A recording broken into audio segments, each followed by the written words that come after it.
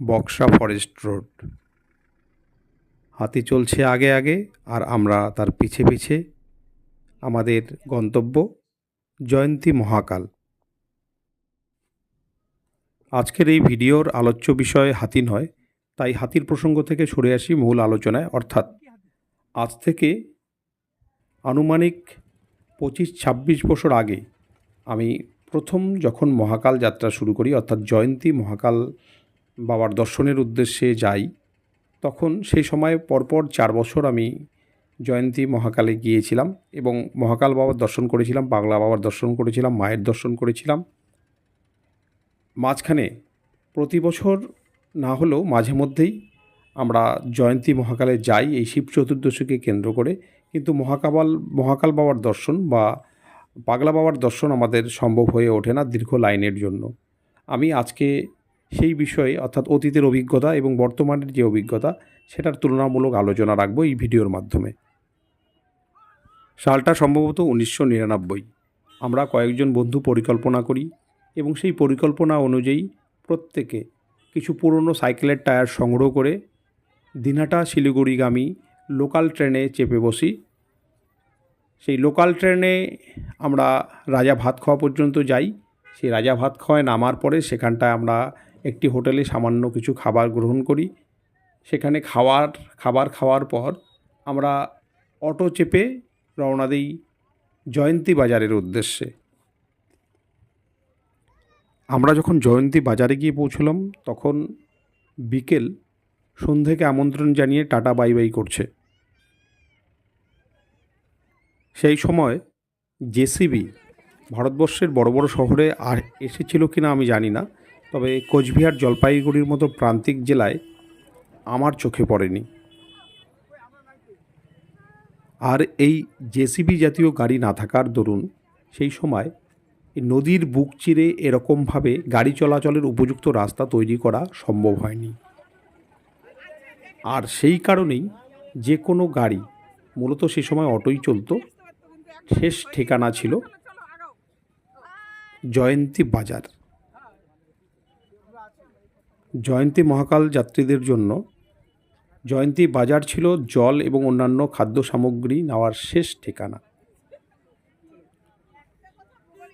নদীর ধার ঘেঁষে জয়ন্তী মহাকাল বাবার উদ্দেশ্যে রওনা দিতে গিয়ে সামান্য একটু হাঁটার পরেই পড়ল প্রথম এবং শেষ ভান্ডারা। সেই সময় সেই ভান্ডারা চালাতেন প্রকাশ পাটনি বলে এক ভদ্রলোক, যিনি দিনহাটার বাসিন্দা ছিলেন এবং কোনো কারণবশত আমরা জানতে পেরেছিলাম সেই যে ভান্ডারা, সেই ভান্ডারার নিকটবর্তী যে কাঠের দোতলা একটি ঘর ছিল সেটিও ওনারই ছিল। প্রকাশ পাটনি মহাশয়ের সেই ভান্ডারায় আমরা খিচুড়ি প্রসাদ গ্রহণ করবার পর আবারও সকলে সমবেতভাবে টায়ার জ্বালিয়ে জয়ন্তী মহাকাল বাবার উদ্দেশ্যে রওনা দিয়েছিলাম। এখন আপনারা সকলেই জানেন এই মুহূর্তে যে দেখতে পাচ্ছেন পর্দায় একটি ভান্ডারা, এরকম অসংখ্য ছোট বড় ঝাঁচকচকে পরিষ্কার পরিচ্ছন্ন সুন্দর সুসজ্জিত ভান্ডারা রাস্তার দুধারে রয়েছে। এমনকি জয়ন্তী বড় মহাকাল বাবা যে রয়েছে, সেই বড় মহাকাল বাবার মন্দিরের একদম নিকটবর্তী স্থানে এক পাহাড়ের সেই শীর্ষস্থানেও একটি ভান্ডারা রয়েছে। এই ভান্ডারাগুলোতে বিনে পয়সায় শুধুমাত্র ভক্তদের প্রসাদ বিতরণ করা হয় না, সেই সাথে চিকিৎসা পরিষেবা থেকে শুরু করে আরও বিভিন্ন রকম পরিষেবা, আপনি এমনকি রাত্রিবাসও করতে পারবেন সেই ব্যবস্থাও করা থাকে। সব মিলে এই ভান্ডারাগুলো যারা পুণ্যার্থী রয়েছেন তাদের জন্য নিজেদের উজাড় করে দিয়েছেন। আলিপুরদুয়ারের এই মহাকাল ভান্ডারায় আমরা প্রসাদ গ্রহণ করেছিলাম। এখানটায় অন্ন প্রসাদ এবং খিচুড়ি প্রসাদ দুইয়েরই ব্যবস্থা ছিল। অন্ন এবং খিচুড়ি প্রসাদের সাথে ছিল ডাল, ভাজা, পনিরের তরকারি এবং একটি ঘন্ট চাটনি, এবং সেই সাথে ছিল প্যাকেজ ড্রিঙ্কিং ওয়াটারের ব্যবস্থা। এত সব নিঃশুল্ক পরিষেবা ওনারা দিয়ে থাকেন শুধুমাত্র পুণ্যার্থীদের পুণ্য অর্জনে যেন কোনো রকম সমস্যার সৃষ্টি না হয়, এই কথা মাথায় রেখে।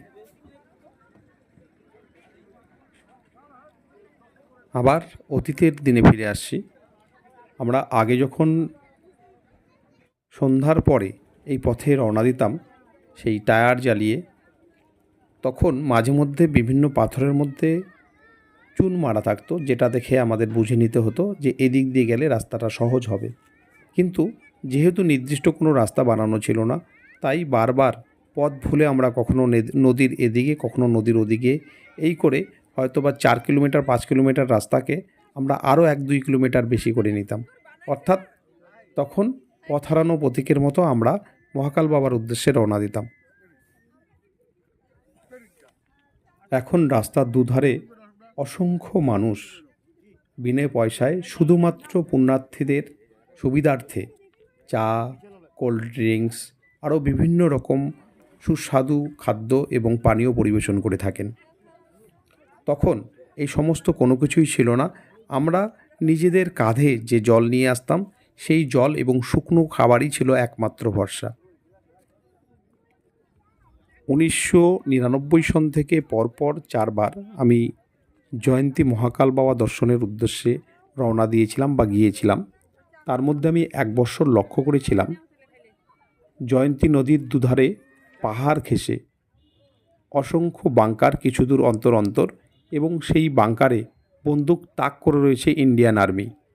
সেই সময় কেএলও জঙ্গিদের ঘাঁটি গড়ে উঠেছিল এই দুর্গম পাহাড়গুলোতে, যেই পাহাড়গুলো জনমানব শূন্য, ভুটানে অবস্থিত।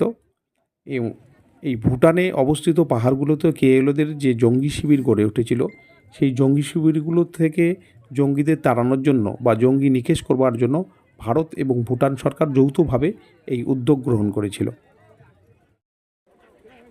এই মুহূর্তে আমরা যে ভান্ডারাটির সামনে রয়েছি সেটি জয়ন্তী মহাকাল ভান্ডারা।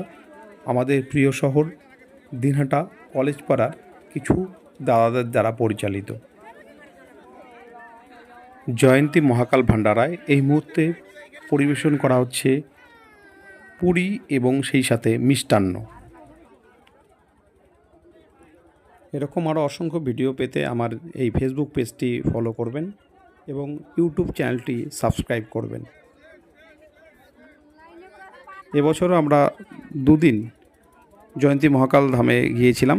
প্রথম দিন রবিবার ছিল এবং সেদিন যেহেতু শিবরাত্রির 2 দিন আগে ছিল, তাই আমরা খুব সুন্দরভাবে 7 ঘন্টা অপেক্ষা করবার পর বড় মহাকালের দর্শন করেছিলাম। কিন্তু এই যাত্রায় অর্থাৎ শিবরাত্রির দিন আমরা শুধু ঘুরে ফিরে চলে এলাম। কিছুক্ষণ আগেই আমি আপনাদের বলেছিলাম যে বিভিন্ন ভান্ডারাগুলো যে রয়েছে, ওনারা শুধুমাত্র বিনে পয়সায় প্রসাদ বিতরণ করে থাকেন এমন নয়, সেই সাথে আরও বিভিন্ন ধরনের পরিষেবা প্রদান করে থাকেন। যেমন চিকিৎসা পরিষেবা, বিনে পয়সায় পানীয় জল বিতরণ, ফল বিতরণ, আরও বিভিন্ন রকম চা, কফি ইত্যাদি ইত্যাদি পরিষেবা ওনারা প্রদান করে থাকেন। এমনকি পুণ্যার্থীদের থাকবারও ব্যবস্থা করে থাকেন। আর এখন যে মোবাইলে ভদ্রলোককে দেখতে পাচ্ছেন চিকিৎসা পরিষেবা প্রদান করছেন, ওনার কাছ থেকে আমিও চিকিৎসা পরিষেবা গ্রহণ করেছিলাম। খেলতে গিয়ে সকালে আমার কাঁধে চোট এসেছিল, যার জন্য উনি প্রয়োজনীয় চিকিৎসা পরিষেবা আমাকে প্রদান করেন।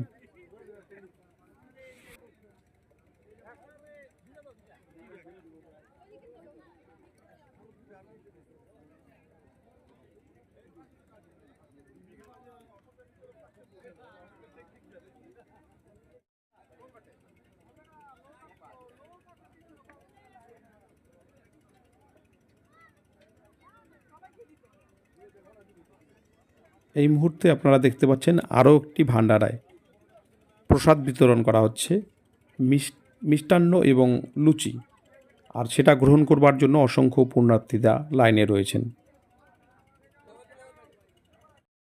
এখন আপনারা দেখছেন দিনহাটা মহাকাল জয়ন্তী ভান্ডারা, একটি বিরাট ভান্ডারা যা প্রতি বছর দিনহাটা থেকে গিয়ে কিছু শিব ভক্ত দিয়ে থাকে। দিনহাটা মহাকাল জয়ন্তী ভান্ডারা। বর্তমান সময়ে আপনারা লক্ষ্য করতে পাচ্ছেন অসংখ্য বৈদ্যুতিক বাল্ব বা রড জ্বলছে। সেই সময়ে এরকম কোনো আলোর ব্যবস্থাই ছিল না, কি নদীপথ কি পাহাড়ে চড়বার ক্ষেত্রে সম্পূর্ণ ভরসা করতে হতো টায়ারের উপরে অথবা 2-4 জনের হাতে টর্চ লাইট দেখা যেত। এই বিরাট নদীপথে মাঝে মধ্যে যে শুকনো গাছগুলো থাকে সেই গাছের মধ্যে তখন আগুন জ্বালিয়ে দেওয়া হতো যেন দর্শনার্থীরা পথ ভুলে না যায়। এটা জয় জয়ন্তী মহাকাল ধাম ভান্ডারা। বিপ্লবদা এই মুহূর্তে দর্শক আসনে রয়েছে, কারণ কিছুক্ষণ আগে বিপ্লবদা এবং আমি প্রসাদ গ্রহণ করেছিলাম। তখন আমাদের অন্যান্য যারা সহযাত্রী তারা প্রসাদ গ্রহণ করেনি। এই মুহূর্তে সানন্দা, মিষ্টি এবং বৌদি প্রসাদ গ্রহণ করছে, কারণ তখন তারা প্রসাদ গ্রহণ করেনি।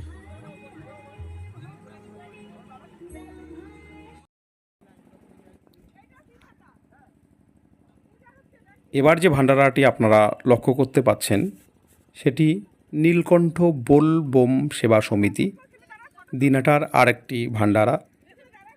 অতি সুসজ্জিত, একদম বড় বড় ত্রিশূল এবং সুন্দর ফুল দিয়ে যেভাবে সুসজ্জিত আকারে এই ভান্ডারাটি ওনারা দিয়েছেন সেটা বর্ণনাতীত। আপনারা নিশ্চিতভাবে সেটা চাক্ষুষ করতে পারছেন। দেখুন কতটা সুসজ্জিত এবং পরিপাটি এই ভান্ডারাটি। আবার একটু স্মৃতিচারণ করছি। আজ থেকে 25-26 বছর আগে যখন আমরা মহাকাল দর্শন করতাম, মহাকাল দর্শন করবার পরে আমরা সেই রাতেই প্রায় শেষ রাতে বা ভোর রাতে আমরা জয়ন্তী বাজারে চলে আসতাম এবং সেখানে কিছু লোক বড় বড় করতাল নিয়ে কীর্তন করত। সেই কীর্তন সুরে আমরা বাকি রাতটুকু অতিবাহিত করতাম এবং ভোরে আমরা অটো করে চলে আসতাম আলিপুরদুয়ার জংশনে এবং সেখানে ট্রেন ধরে আমরা বাড়ি অর্থাৎ দিনহাটায় চলে আসতাম। আমার ফেসবুক পেজটি ফলো করবার অনুরোধ রাখছি এবং সেই সাথে আরও অনুরোধ, যদি আমার এই ভিডিওটি আপনাদের ভালো লাগে তো অবশ্যই লাইক, কমেন্ট এবং শেয়ার করবেন। যদি ভালো না লাগে সেক্ষেত্রে অবশ্যই আপনারা পরামর্শ দেবেন এবং আমি সেই পরামর্শ সাদরে গ্রহণ করব। অসংখ্য ধন্যবাদ।